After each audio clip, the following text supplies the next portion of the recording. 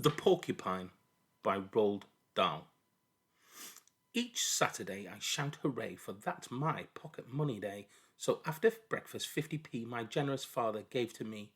Like lightning down the road I ran until I reached the sweet shop man and bought the chocolates of my dreams. A great big bag of raspberry creams. There is a secret place I know where I quite often like to go, beyond the woods behind some rocks, a super place for guzzling chocks.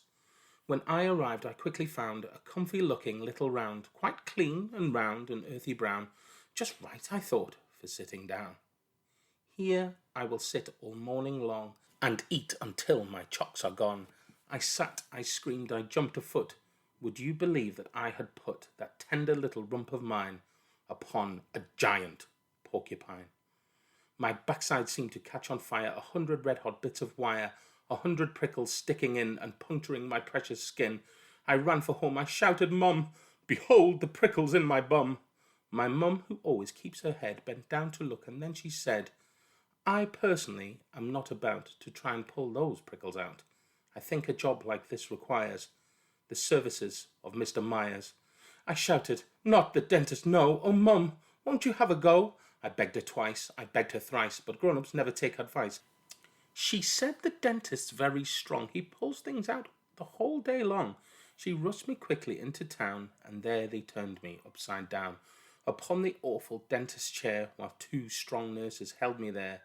Enter the dreaded Mr. Myers, waving a massive pair of pliers. "This is," he cried with obvious glee, "a new experience for me. Quite honestly, I can't pretend I've ever pulled things from this end."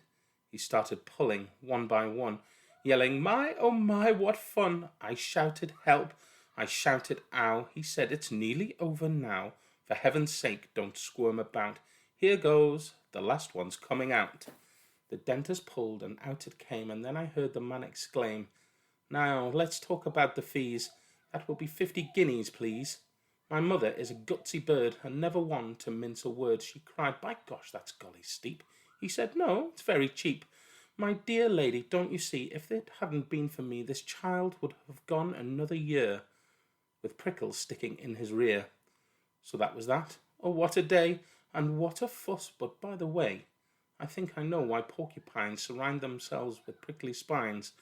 It is to stop some silly clown from squashing them by sitting down.